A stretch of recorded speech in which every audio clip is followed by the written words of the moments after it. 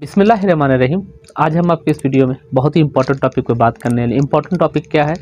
वो भाई जो सऊदी अरब से तहरील के रास्ते या फिर कफिल से लड़ाई झगड़ा या फिर जिनका अकामा नहीं बना था या फिर वो लोग जो एयरपोर्ट से आते ही वक्त सऊदी अरब से अपने दोस्तों या भाई के पास या कहीं चले गए, अपने कंपनी में नहीं गए, या वो लोग भी हैं, बहुत से मेरे पास केसेस ऐसे भी आए कि उनको कफिल बताते हैं कि उनको कफिल रिसीव करने नहीं आए, उसके बाद उनके भाई लोग आए, उनको लेके गए सऊदी अरब में, भाग के काम किया 2 साल 4 साल, या कोई भी ऐसा केसेस आप पे है और आप पे जो है एक बैन लगा हुआ है, चाहे 2 साल का लगा है, चाहे 5 साल का लगा है, चाहे 7 साल का लगा है।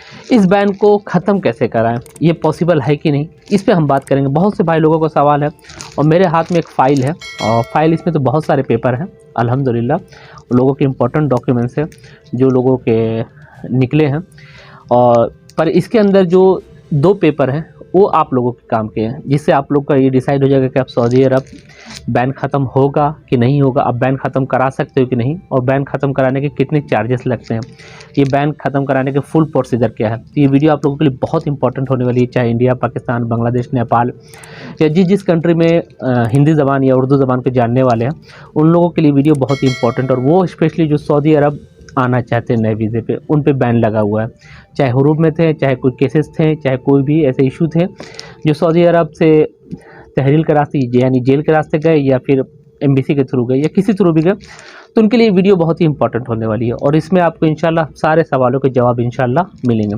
और लाइव प्रूफ के साथ हम बताएंगे, क्योंकि मैंने इस पर स्पेशली बहुत ही मेहनत की है और इस पर मैंने स्टडी भी की है और मैंने इस पर काम भी किया।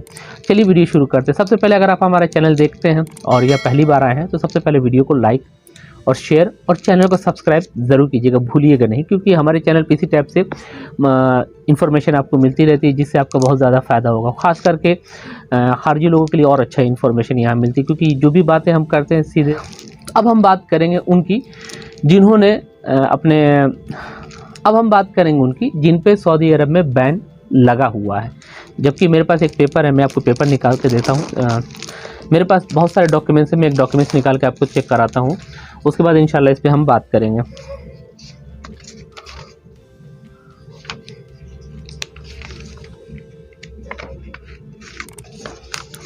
ये एक पेपर है, आप लोग को दिखेगा नहीं, ओके, तो ये थोड़ा हाइड किया हुआ है, ये सिक्योरिटी रीजंस फॉर। तो ये पेपर मेरे फ्रेंड का है, ये रहने वाले बांग्लादेश के हैं, ठीक है, और इनसे इन्होंने कांटेक्ट किया था और कांटेक्ट करने के बाद इन्होंने पेपर निकलवाया था। तो इनका जो ट्रैवलिंग बैन था, जबकि इनको 3 साल समथिंग ऊपर हो गए, ठीक है। इनका जो केसेस क्या था, इनकी जिस कफिल के पास वो काम कर रहे थे, कफिल की कुछ थोड़ी सी इनसे और उनसे कफिल की बात हुई। जैसे कि पता है आप लोगों को सऊदी अरब में लोग बहुत सारे आज़ाद वीज़े पे काम करते हैं, तो इसके बाद कफिल ने इनको गुस्से में आके हुरूब दे दिया। फिर उन्होंने उससे सॉरी भी बोला, सारी चीज़ें, पर उस टाइम में हुरूब रिमूव नहीं हो रहा था, सिर्फ 15 दिन का टाइम होता था, 15 दिन में आपको हुरूब रिमूव करा लेना होता है। तो कफिल उनका 15 दिन ज़्यादा हो गया था, क्योंकि ये भी गुस्से में थे, कफिल भी गुस्से में थे। जब इनको गुस्सा ख़त्म हुआ तो इन्होंने कफिल से रिक्वेस्ट की और जो कफिल की बात थी उसको एक्सेप्ट किया। तब तक उनके हाथ से टाइम निकल चुका था, उसके बाद इनका हुरूब रिमूव नहीं हुआ। इसके बाद इन्होंने अपने कफिल से राब्ते में थे, तो इन्होंने 4 साल 3 साल जो भी काम किया सऊदी अरब में, उसके बाद इन्होंने सऊदी अरब छोड़ दिया। तो उसके बाद क्या हुआ कि ये जब 3 साल पूरा हो गया, इन्होंने मतर प्रिंट कांटेक्ट किया हमसे और मतर प्रिंट इन्होंने निकलवाया हमारे फ्रेंड से ही, जो नंबर मैंने डिस्क्रिप्शन में वीडियो के दिया था। तो इसके बाद पेपर मेरे पास आया, जाहिर सी बात है पेपर मेरे ही पास आके जमा हो जाता है, जिसको भी देना होता है मैं ही उसकी PDF बना के दे देता हूँ, तो उनके लिए काम आसान हो जाता है और मेरे लिए भी आसान हो जाता है, और क्योंकि मेरे रेफरेंस से लोग गए हैं। तो इसके बाद जब पेपर में उनके आया कि वो सऊदी अरब नहीं आ सकते, तो इन्होंने रिटर्न दूसरे कफिल से बात की, क्योंकि इनके भाई लोग यहाँ रहते हैं। उन्होंने दूसरे कफिल से बात की और बात करने के बाद बोला कि मेरा ट्रैवलिंग सऊदी अरब में बैन है। ये पता नहीं चलता, जवाबात ये कहीं भी क्लियर नहीं करता कि आप पे कितना साल का बैन है। तो इन्होंने कफिल से रब्ता किया, रब्ता करने के बाद कफिल को बताया कि मेरा ट्रैवलिंग बैन है और मुझे अब सऊदी अरब आना है। शायद वीडियो देखी कि नहीं देखी, नहीं देखा है मेरे चैनल पे विजिट करके देख सकते हैं कि ट्रैवलिंग बैन को किस तरह ख़त्म करें। तो उसमें मैंने डिटेल्स में बताई थी कि इसका क्या प्रोसीजर होता है। ये ट्रैवलिंग बैन ख़त्म हो सकता है, ये बात प्रूफ के साथ है, 100% है कि आपका ट्रैवलिंग बैन ख़त्म हो सकता है। मेरे पास ऐसे केसेस एक नहीं, कम से कम सैकड़ों केसेस हैं जिसमें लोगों के ट्रैवलिंग बैन ख़त्म हुए हैं। इसका प्रोसीजर क्या है? सिंपल सी बात है, कोई भी एक कफिल आपको पकड़ना है। अगर आप अपनी कंट्री सऊदी अरब से बाहर है, तो आपके कोई दोस्त यार, आपके रिश्तेदार, आपका भाई होगा, आप उससे बोले वो एक कफिल को तलाशे। कफिल को तलाशने के बाद वो आपके पुराना पासपोर्ट उसको दे और आपका अकामा जो है कि इस अकामे के साथ बंदा सऊदी अरब में पहले काम कर रहा है तो इस पर ट्रैवलिंग बैन है। इसके बाद सिंपल से वो एक जवाजात में जाएगा, आपका नया वीज़ा इशू कराएगा। नया वीज़ा इशू कराने के साथ जवाजात में एक एप्लीकेशन दायर करेगा, जिसे हम एप्लीकेशन बोलेंगे।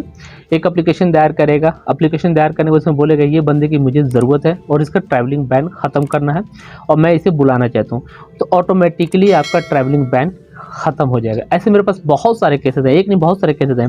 स्पेशली मैं इनकी बात करूँ क्योंकि इनका पेपर मैंने रिटर्न निकलवाया था। तो इसके बाद अल्हम्दुलिल्लाह इनका ट्रैवलिंग बैन ख़त्म हो गया। जैसे इनका पुराना पेपर हो गया, ठीक है, ये पुराना पेपर हो गया और उसके बाद मैं इनका पेपर निकलवाया था दूसरा वाला, ठीक है। तो सिक्योरिटी रीज़न है, आप समझ सकते हैं, इसको पब्लिकली हम शेयर नहीं कर सकते हम। तो यहाँ इनका आप देख सकते हैं नीचे आपको इनका ट्रैवलिंग बैन ख़त्म हो गया। जैसे दखुल मना यहाँ लिखा था, अब इनका दखुल मना यहाँ नहीं लिखा, यानी ये सऊदी अरब आ सकते हैं। बहुत ही सिंपल प्रोसीजर है।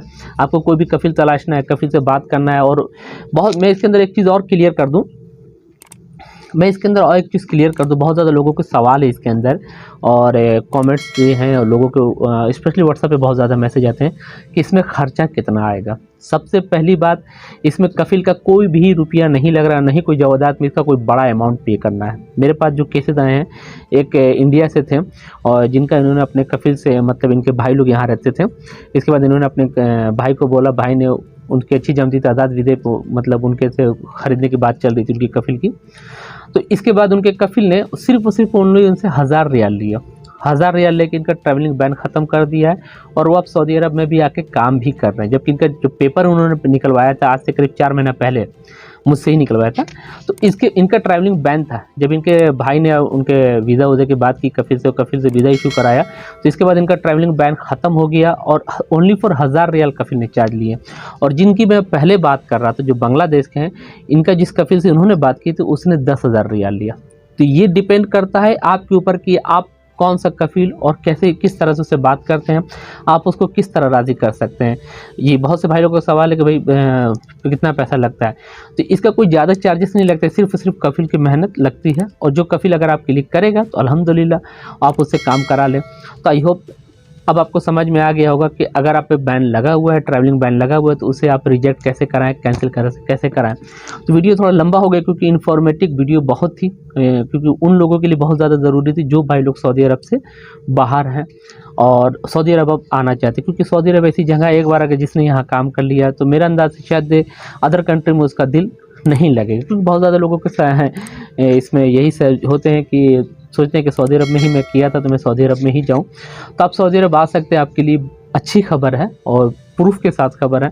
पर अब मेहनत आपको करनी पड़ेगी, कफिल तलाशना पड़ेगा जिससे आपको सऊदी अरब लेके आए, आपका पेपर इशू कराए और इशू कराने के बाद जवादात में आपको वीज़ा भी दे और वीज़ा देने के बाद आपको एक जवादात में पेपर भी इशू कराए जिसमें वो आपके जिसमें पुराने पासपोर्ट के साथ उसमें डॉक्यूमेंट जमा करे कि मैं इस बंदे को बुलाना चाह रहा हूँ, इस पर सारा बैन आप ख़त्म करें। तो जवादात इंशाल्लाह कैंसिल कर देगा, उसके बाद आप सऊदी अरब आराम से आ सकते हैं, यहाँ काम कर सकते हैं।